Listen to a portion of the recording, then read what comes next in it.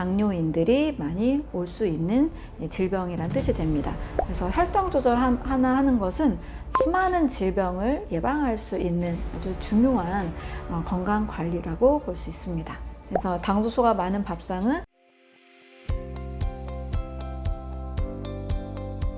당뇨가 췌장암의 원인일 수 있나요? 네, 췌장암이라는 것은 이미 이 췌장 자체에 염증이 생기고 혹이 생겨서 암까지 진행된 상태입니다.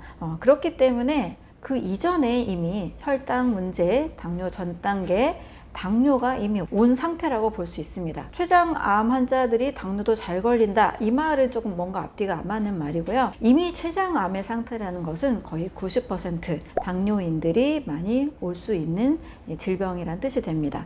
췌장암과 당뇨는 그냥 너무 밀접한 상관관계가 있는 거죠. 췌장암의 상태라는 것은 이미 혈당 조절부터 문제가 오기 시작했다. 당뇨가 있을 때는 또 췌장암까지 가지 않도록 조심하시는 것이 매우 중요하다고 볼 수 있습니다. 혈당과 당뇨병은 어떤 관계인가요?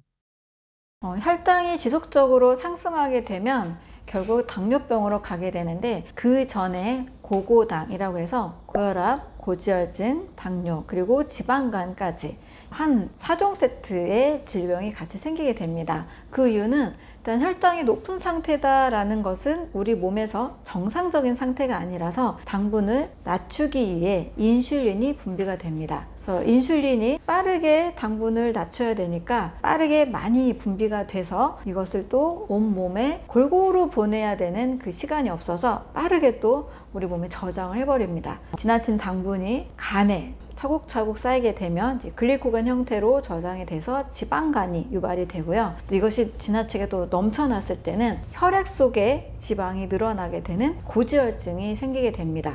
고지혈증이 되면 혈관 안에 지방들이 막 섞여 있다 보니까 당분이나 지방이나 당독소가 막 섞여 있다 보니까 혈액의 흐름이 원활하지 않겠죠. 그래서 혈압이 올라가게 되는 고혈압이 생기기도 합니다. 이것이 계속 악순환이 되면 혈당이 또 빠르게 올라갔다가 인슐린이 확 또 당분을 이동해 버리니까 혈당이 또 훅 떨어지는 저혈당이 유발이 됩니다. 저혈당과 고혈당이 계속 반복적으로 이루어지다 보면 이제 인슐린이 점점 그 저항이 생기게 돼요. 제대로 일을 못하게 됩니다. 인슐린 저항성이 생기면서 결국 췌장의 베타세포가 손상을 받아서 인슐린이 나오지 않게 되는 당뇨병 상태가 됩니다.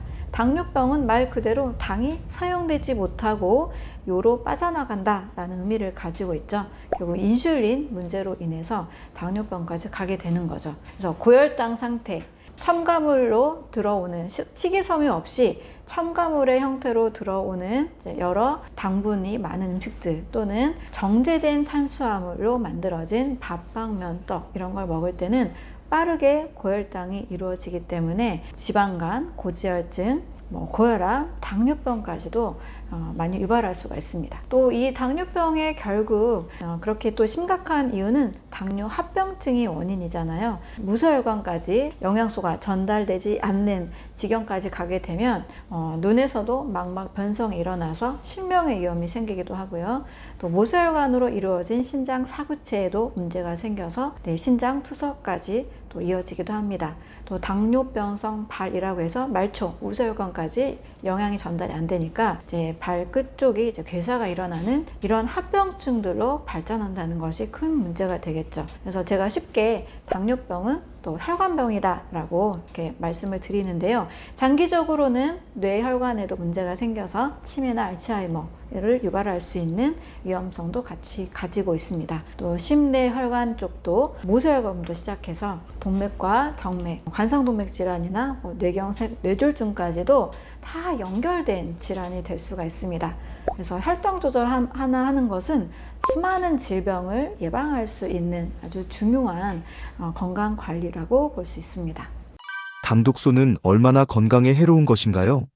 당 독소는 이제 쉬운 말로는 당 독소라고 하는데요.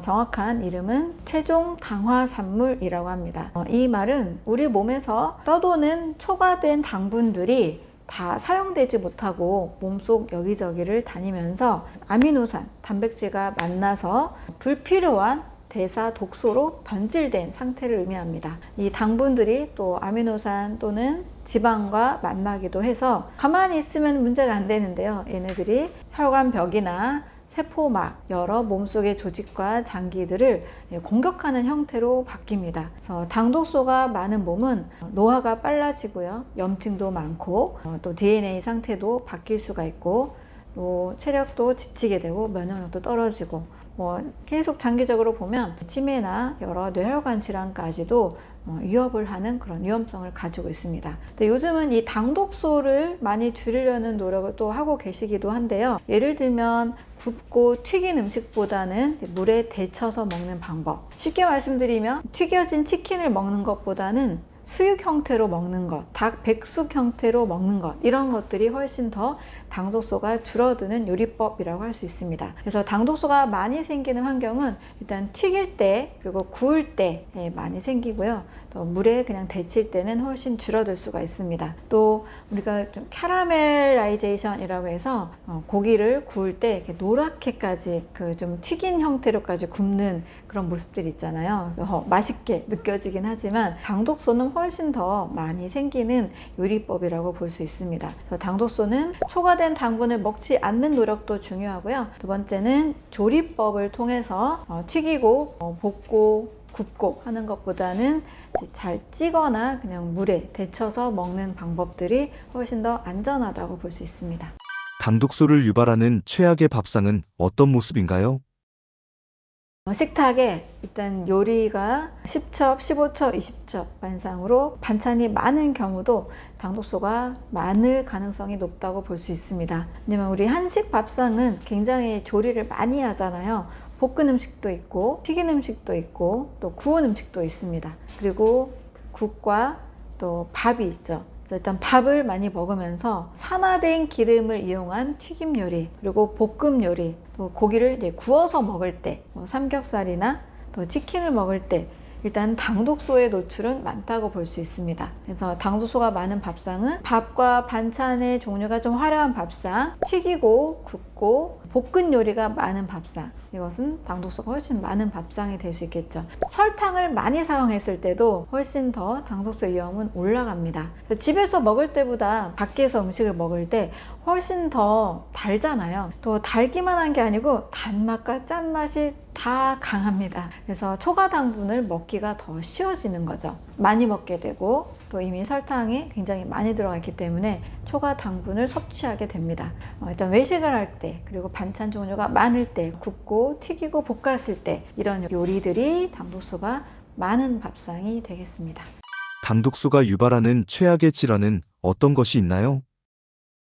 당독소는 일단 세포를 빠르게 노화시키고 면역계에 많은 문제를 줍니다. 그리고 이 당독소들이 혈관벽에도 잘 쌓일 수 있기 때문에 동맥경화를 유발할 수도 있습니다. 그래서 치매나 암이나 알츠하이머나 고혈압이나 당뇨, 비만, 관절염, 여러 면역계, 피부질환 이런 모든 질환들을 유발할 수 있는 가능성이 매우 높습니다. 일단 당독소가 많은 몸은 어떻게든 해독을 하기 위해서 간에서도 굉장히 해독을 많이 하려고 하고 또 신장에서도 많이 배출하려고 합니다. 하지만 초과가 됐을 때는 우리 몸이 항상 과부하 상태를 계속 지속해야 되기 때문에 문제점이 생기는 거죠. 혈관 손상, 면역계 손상, 그리고 염증, 비만 이런 많은 대사 질환의 원인이 될 수가 있습니다.